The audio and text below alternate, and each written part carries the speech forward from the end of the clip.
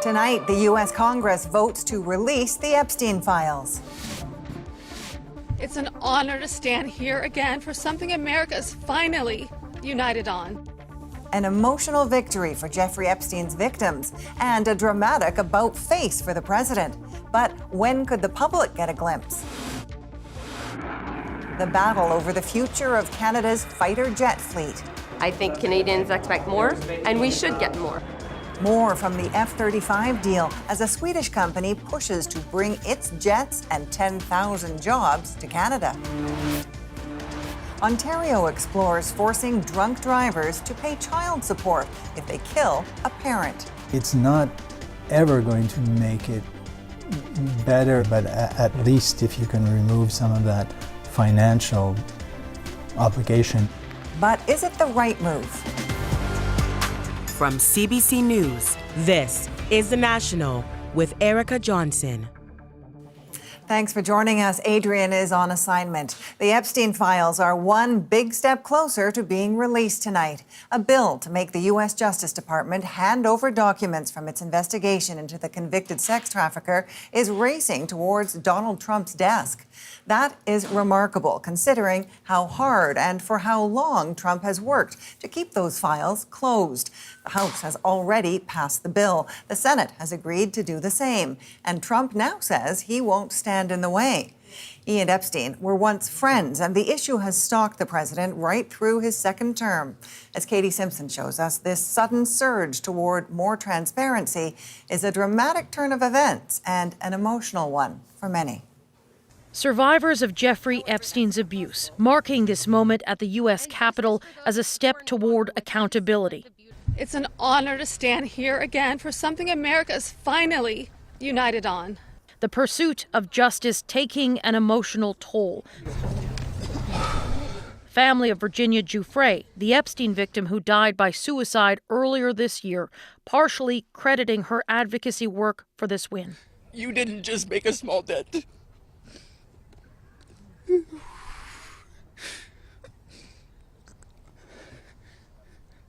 You made a monumental impact. House lawmakers voting 427-1 in favor of the bill, compelling the government to release all files related to the investigation into child sex trafficker Jeffrey Epstein. The Senate taking it up and passing it almost immediately. Word spread quickly as some survivors were at a candlelight vigil hosted by lawmakers. The Senate has passed the bill.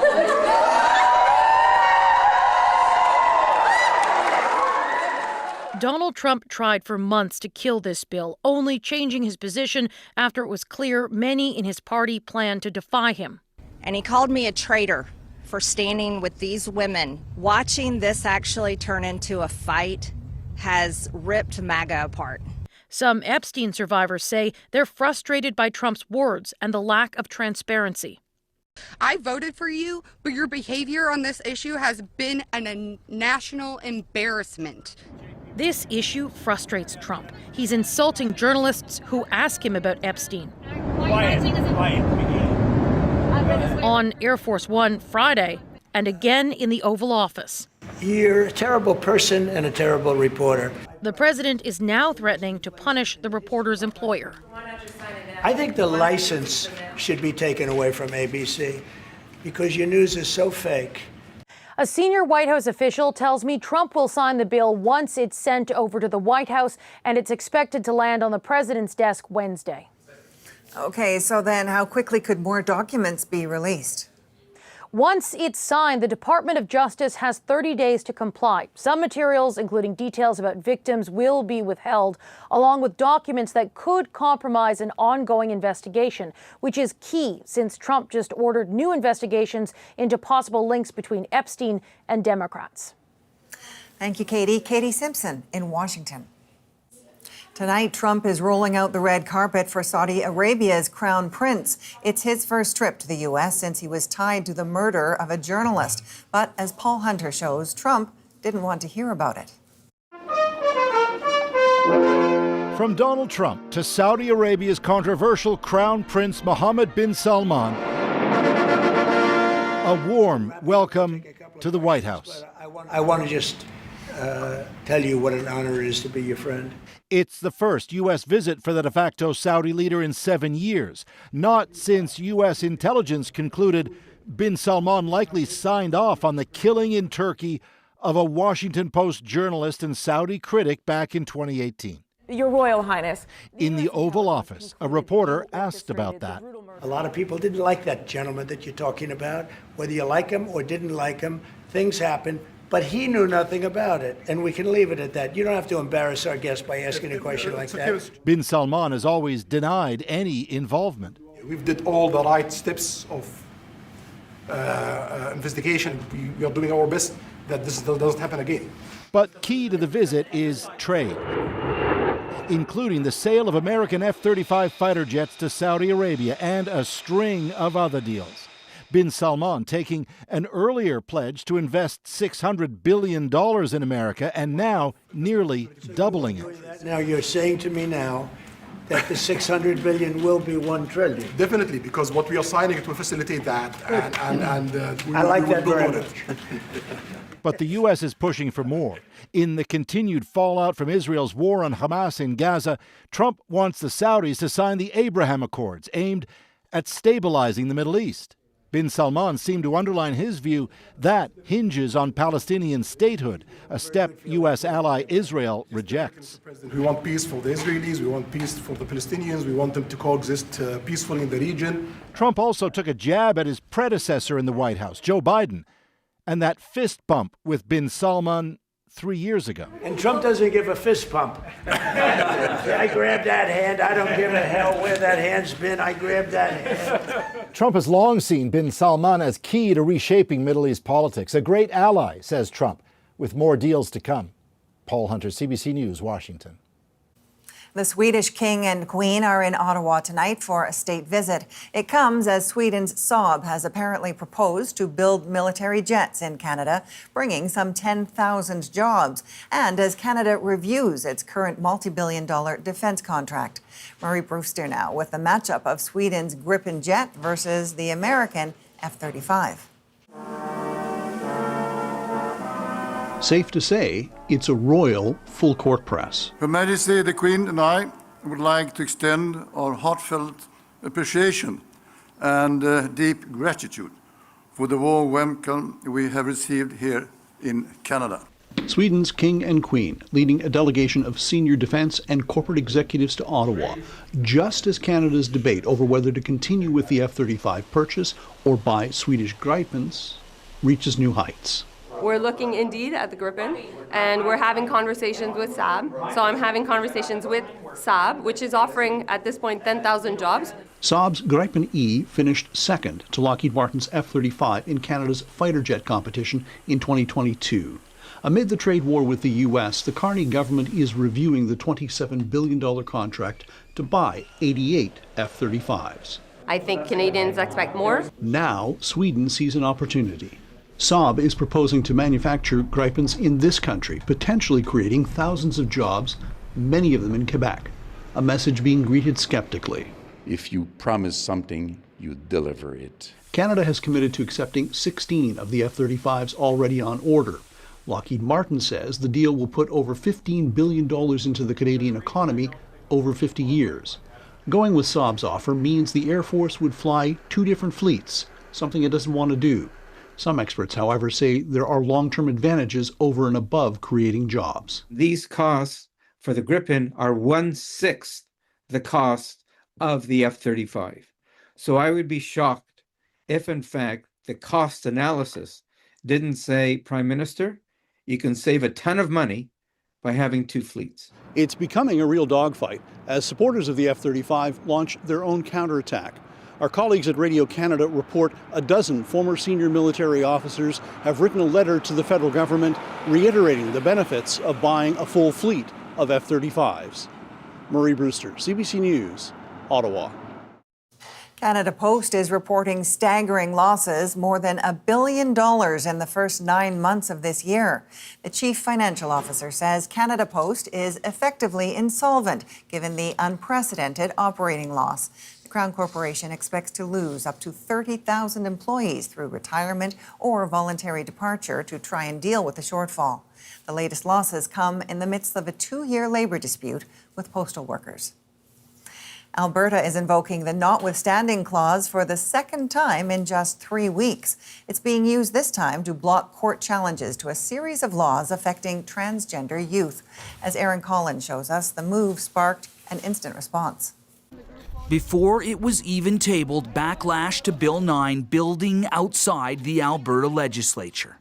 I can't think of a single person whose life is being improved by what's happening with Bill 9. That bill uses the notwithstanding clause to shield 3 laws passed last year. 2 are currently being challenged in the courts. All impact transgender Albertans, but opponents say using the notwithstanding clause, which allows governments to temporarily override charter rights, affects everyone. When a government uses the notwithstanding clause to strip away rights, it is not just targeting one group, it's attacking the very foundation of our democracy. The laws covered by the bill include restricting access to some gender reassignment treatments for youth, requiring parental consent for students under 16 to change their pronouns, and limiting participation in women's and girls' sports to those who were born female. These measures reflect the views of an overwhelming majority of Albertans. Alberta's premier says using the notwithstanding clause is about ensuring governments aren't overruled by the courts. By invoking it, we're keeping these decisions in the hands of those who are directly accountable to Albertans. This is the second time in under a month that Alberta has invoked the clause. We're not gonna take it! It was embedded in back-to-work legislation that ended a weeks-long teacher strike, too. Historically, the notwithstanding clause has primarily been used by Quebec, but in recent years, Ontario and Saskatchewan have invoked it too. The provinces have used it more, also since there's been a kind of ideological non-alignment between a federal Liberal government and provincial Conservative governments that's sort of kicked off since 2015. Saskatchewan's use of the notwithstanding clause for its pronoun law is being challenged in the Supreme Court. Alberta's law could face a similar fight. Aaron Collins, CBC News, Calgary. Members of Nunavut's Legislative Assembly have selected the territory's next premier. Congratulations, Mr. Maine. John Maine served as Nunavut's health minister in the last assembly and was chosen by his peers for this new role through a secret ballot. Nunavut does not have political parties and instead uses a consensus-style government. The Ontario government is exploring requiring impaired drivers who kill a parent to pay child support. But as Lisa Shing tells us, some say the proposal doesn't get at the crux of the issue.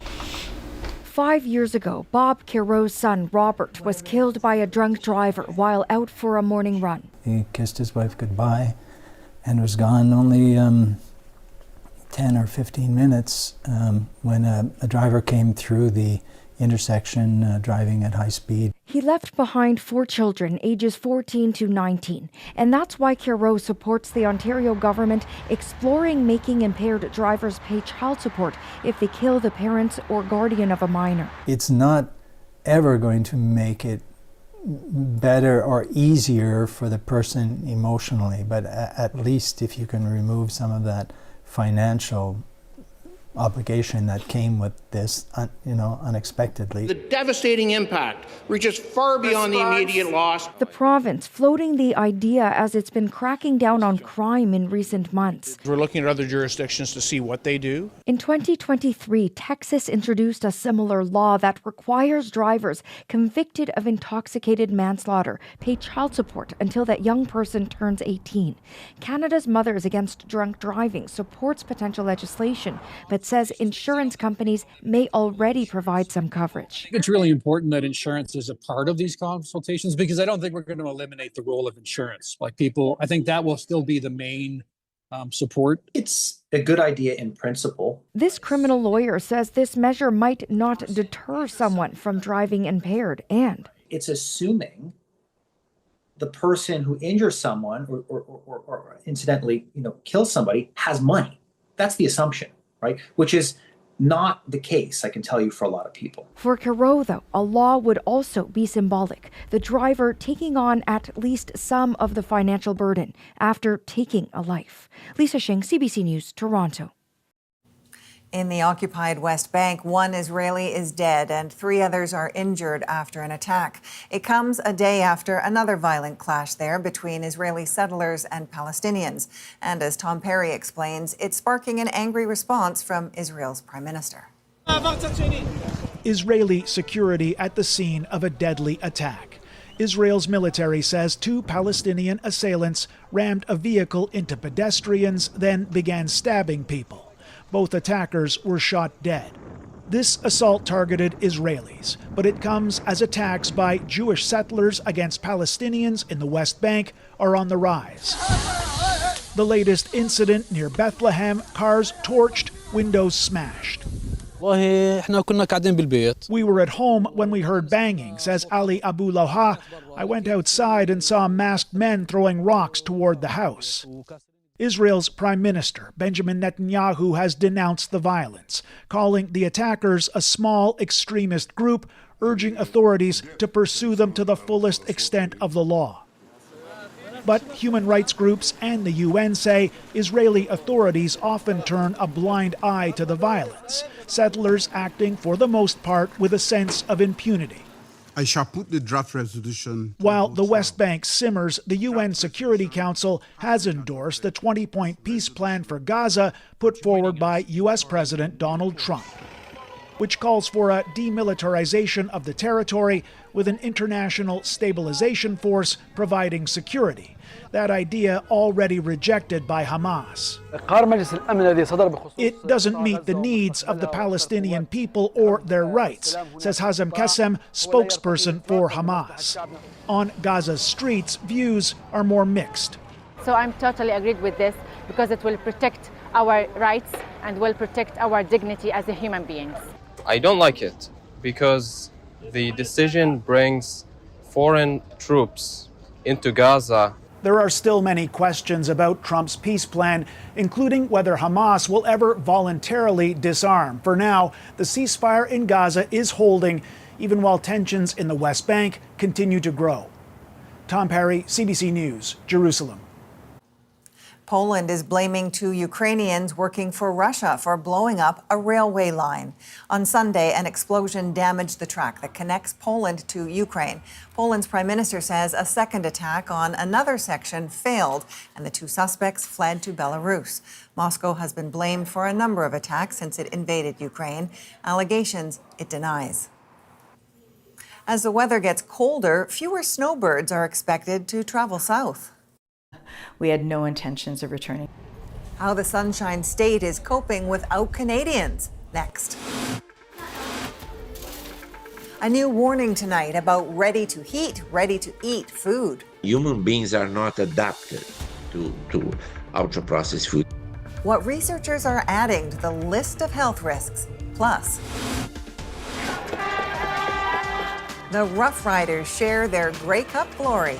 This team means so much to the community, to all the residents of Saskatchewan. One super fan in the middle of it all in our moment. We're back in 2.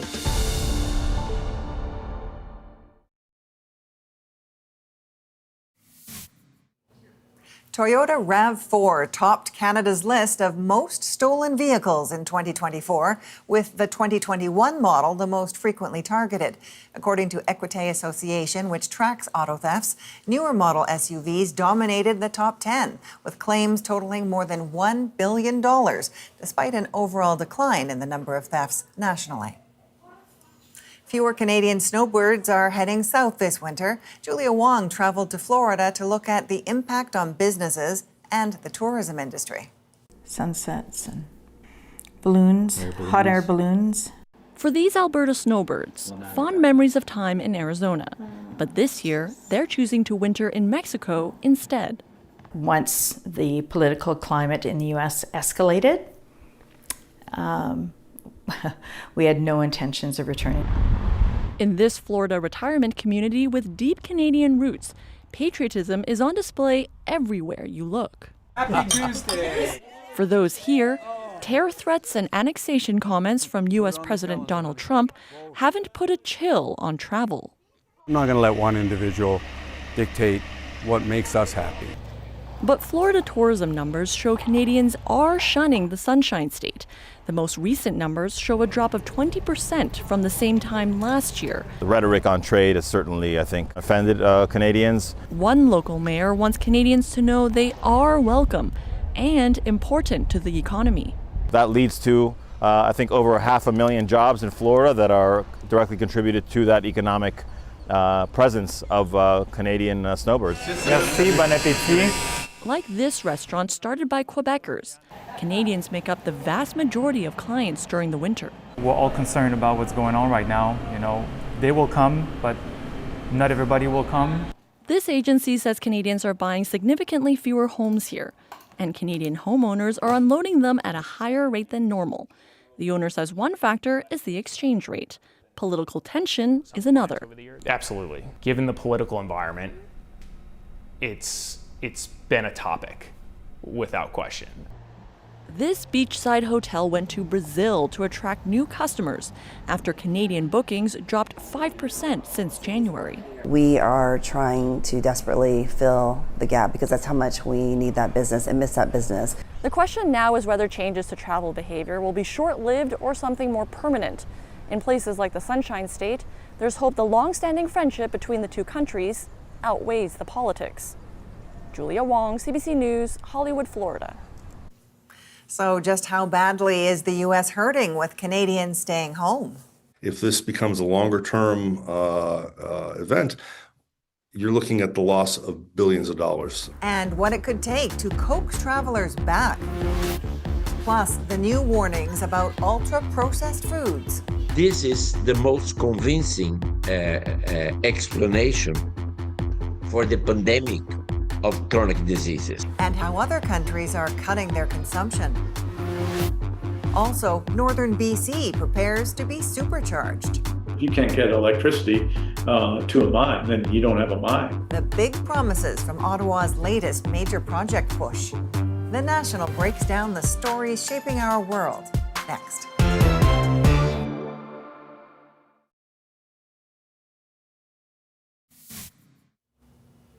Team Canada showed off its new look today in advance of the Winter Olympics. The athlete kits were designed by Canada's Lululemon, who also dressed competitors in the last two Olympic Games. Knowing how much passion and pride are involved with the Olympics and know what a great brand that Lululemon is, it's something that made a lot of sense. NHL great Sidney Crosby will appear in the campaign, spotlighting the new fits and celebrating the strength and perseverance of Canadian winter athletes. More and more ultra-processed foods are showing up in our diet, and new research suggests that's linked to increased risk of chronic diseases, including some you might not associate with what you eat. As Jennifer Yoon explains, experts warn now is the time to take action. TV dinners, mass-produced spreads, and breakfast cereals. Millions of Canadians eat ultra-processed foods. Now a warning from top global experts on how harmful they are. Human beings are not adapted to ultra-processed food. In a series of studies published in The Lancet, researchers found eating more ultra-processed foods was associated with higher risk of several diseases like obesity, type 2 diabetes, heart disease, and depression. In Canada, more than half of the foods we buy are ultra-processed, a figure that has more than doubled since the 1930s. This is the most convincing explanation for the pandemic of chronic diseases. Ultra-processed foods are made to be super palatable. They're also easy to prepare, have a longer shelf life, and are often cheaper. This researcher says food literacy is a big contributor to childhood obesity in Canada. Simply understanding how to hold a knife and chop up vegetables. That's a simple food skill that some families and children do not have. But that's only one piece of the puzzle. They're not just more convenient, they're the only option for people depending on their circumstance. This food bank offers whole foods, but they know some people can't use them. Oftentimes they don't have access to a proper kitchen to safely store and safely prepare fresh foods. But there are ways to reduce consumption. Some countries have free school lunch programs focused on whole foods. Others have labeling requirements for unhealthy foods. Canada can take steps too, says this researcher. We have a great opportunity to address the chronic diseases that we're facing in this country by changing the food system, and we can't just be the last country to do so. Researchers argue policies that help Canadians access and choose healthy food will prevent diseases down the line. Jennifer Yoon, CBC News, Toronto. Now it's time to dig deeper into the stories shaping our world. A win for the BC government. Its North Coast Transmission Line project fast-tracked by Ottawa. The jobs it unlocks, the revenues it unlocks, the royalties it unlocks. Critics question whether the power it unlocks will go to those who need it most. But first, we're not going to America. We're not spending our money there. It's Canada first, baby.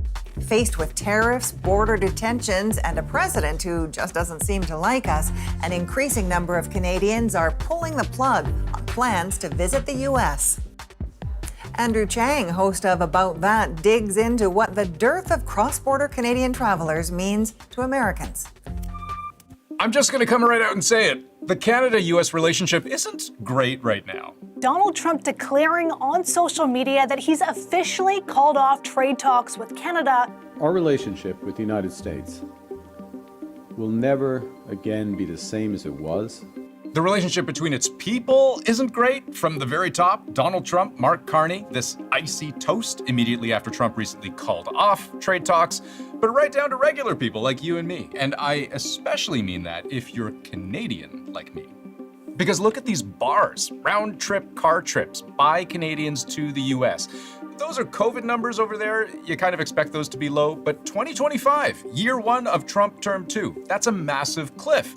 The latest data showing a more than 30% drop in traffic. With everything going on in the US, I feel like a lot of Canadians kind of want to stay home. Won't be going to the US. No. We're not going to America. We're not spending our money there. It's Canada first, baby. Every tally and projection I've seen for 2025 is that the US economy will lose billions of dollars in tourist revenue. And what's more, the fundamental way we see travel here in Canada, is that something we do down south or within our own borders? That's been upended. Let me show you how, and the way that's making some Americans real worried. Truth is, California just wouldn't be California without Canada. Thank you, Canada.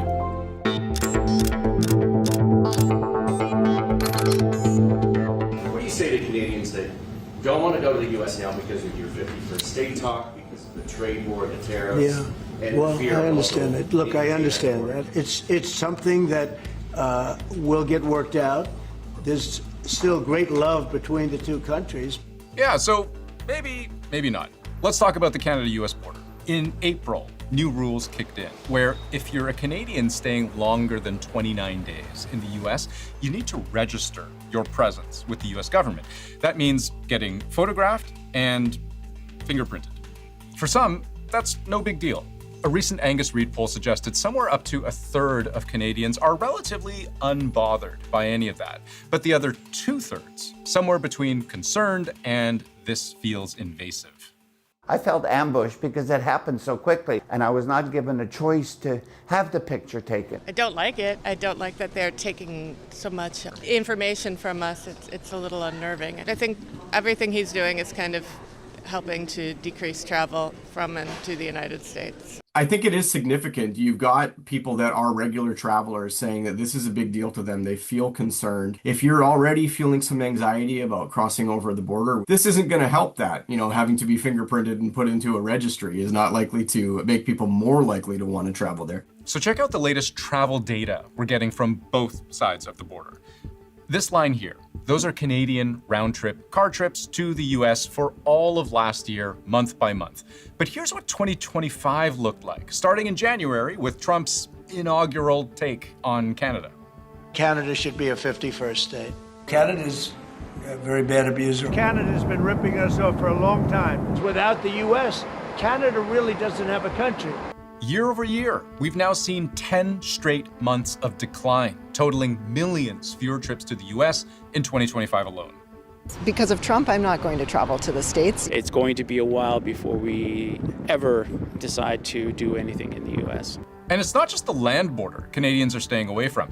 Air travel is the same way. This first line, Canadian return trips from the US by plane for all of 2024, and then you see in 2025, January to October, drops once again in every single month. Travel to and from the US clearly down year over year. And mind you, this is at a time when Canadian travel overseas is consistently up year over year.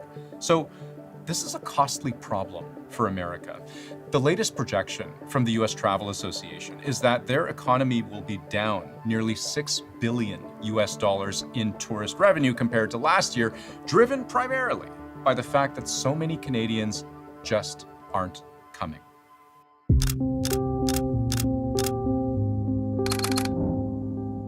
Now, just so we don't risk blowing this out of proportion, when it comes to America's economy as a whole, tourism and travel is just one piece of the puzzle, right? Because consider juggernaut industries like finance and real estate, professional services like law, consulting, marketing. There's government work, the entire manufacturing sector. All of those dwarf travel and tourism, which is mostly in this bucket right here, but even then, only a part of what's listed there. So I most often see tourism as being responsible for around 3% of US GDP. But 3% of $30 trillion is still almost $1 trillion. And indirectly, maybe there are a couple trillion more in economic spin-offs. So that's a lot of livelihoods on the line. You are looking at a multi-billion-dollar industry. Literally about 1 out of 12 American jobs are related to travel and tourism. And Canada is a key part of that. While most travelers within the US are American, Canada is the single biggest outside source of visitors. Just over a quarter of all international visitors to the US come from Canada. Together with Mexico, that's more travel to the US than all other countries combined.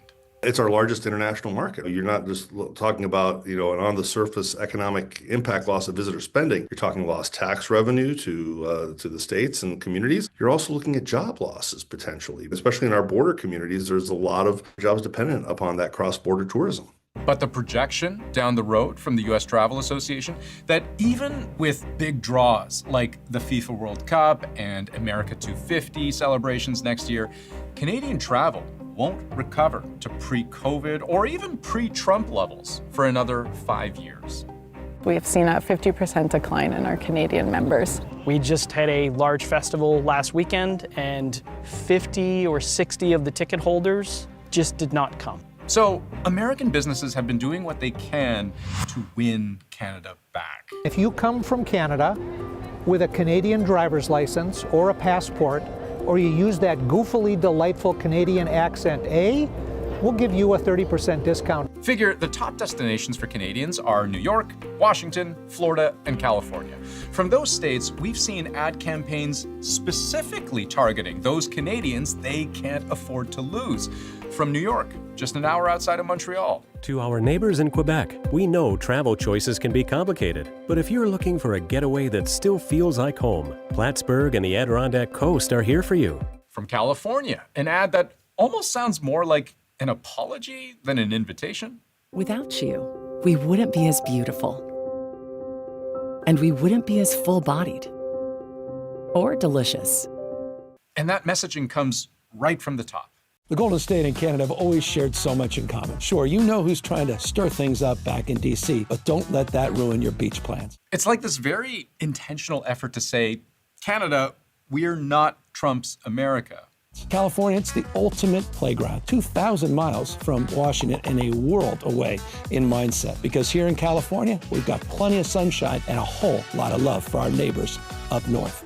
But there's a problem here, because all of these ads I've just shown you are from months ago.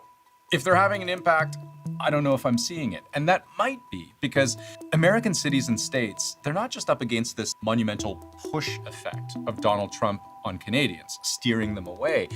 They're also contending with the pull of a country that, for Trump's entire second term, has been trying to get its own people to stay. And now is also the time to choose Canada. It might mean changing your summer vacation plans to stay here in Canada and explore the many national and provincial parks, historical sites, and tourist destinations our great country has to offer. Being our own best customer will put more of every public dollar back into our economy. And this appears to line up with how Canadians feel. According to an Angus Reid survey, standing up for Canada was a top reason Canadians gave for why they're planning to travel to the US less. And when asked, so then, where are you going instead? Tied for the number one answer was travel within Canada. So 87% of those travelers say that they'll find somewhere else to go, and Canada is tied for the top destination alongside just other destinations outside of North America. This week we were planning on going, but we decided to make a different decision. Stand up for Canada. You know, they're poking us in the eye, so we got to poke them back. The Canadian government has seized on this, introducing discounts on attractions that are federally owned or managed. So that means free admission to certain national parks. Same goes for some museums in Ottawa, Quebec, and beyond.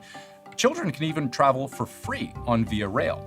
And all year, we've seen proof that more and more Canadians don't want to visit the US.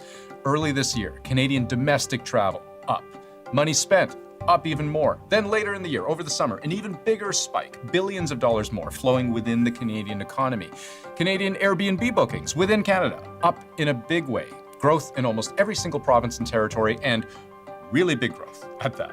It's going to continue if we don't see a significant change in American politics with respect to Canada, but also within the United States as well. Americans are hoping this is just a hiccup, but if this becomes a longer-term event, you're looking at the loss of billions of dollars of potential tourism revenue in the future.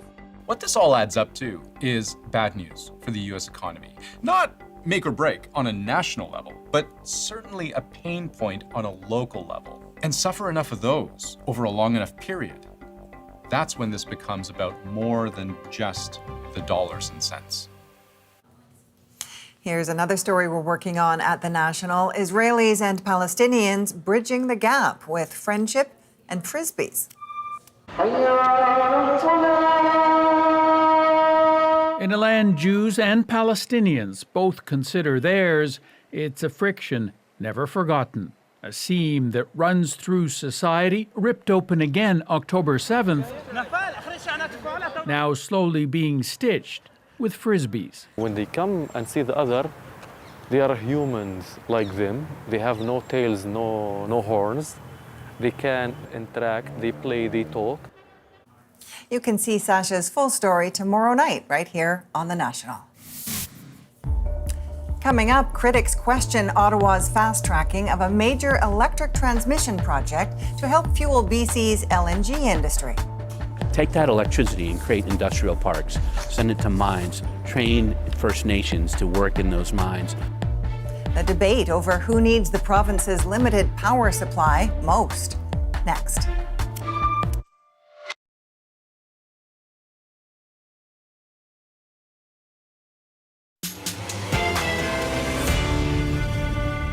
A multi-billion-dollar project to move electricity through sparsely populated northern BC added to Ottawa's major projects list. The transmission line alone has the potential to create $10 billion in new economic activity. Aimed at aiding mine development and LNG production. Some call the investment misguided. We're going to be left at the bus stop while everyone else moves on.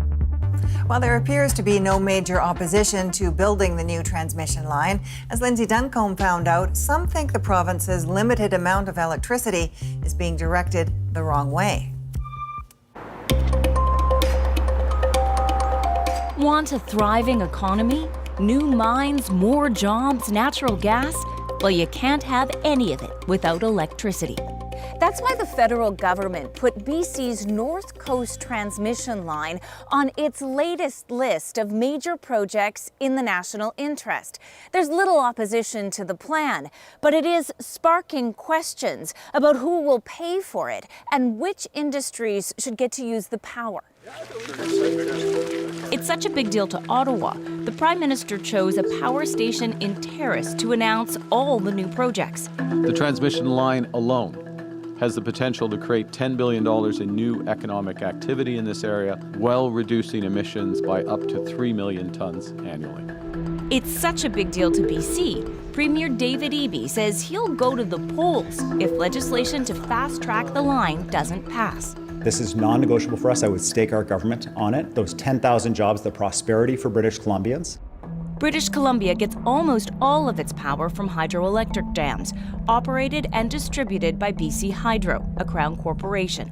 Hydropower means minimal emissions and low power bills.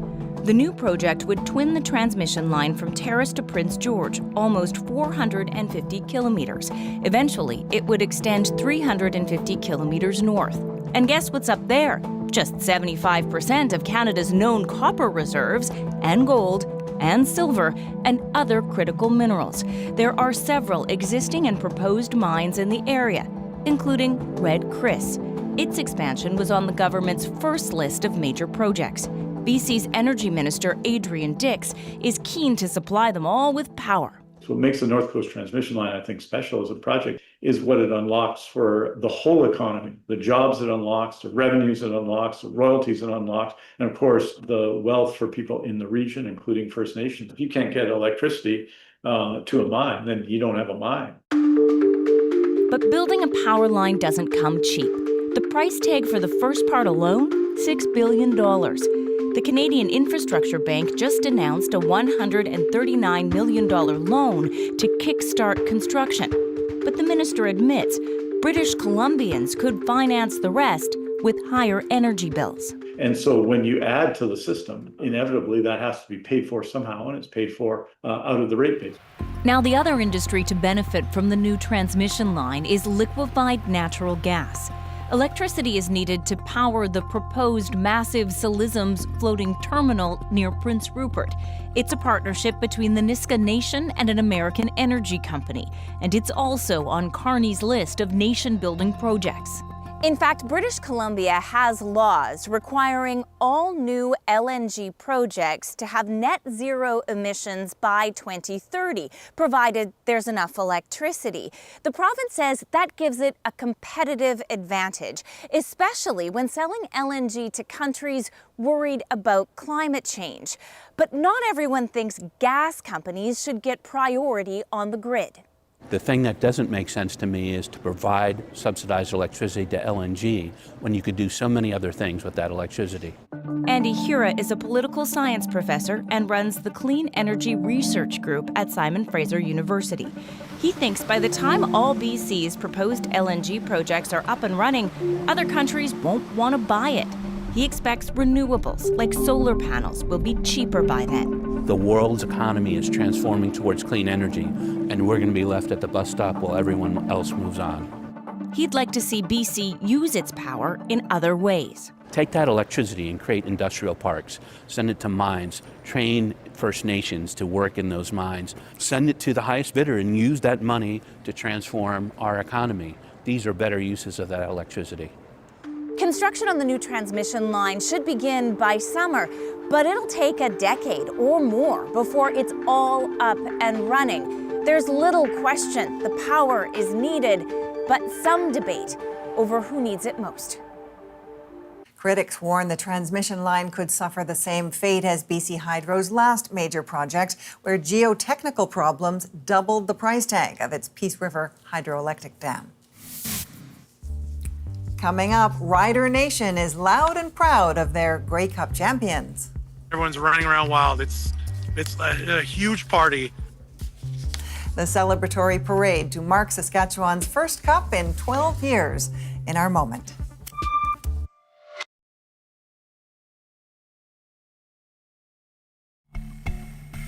This is Nathan Clearhue on the streets of Regina celebrating the Saskatchewan Roughriders' Grey Cup win.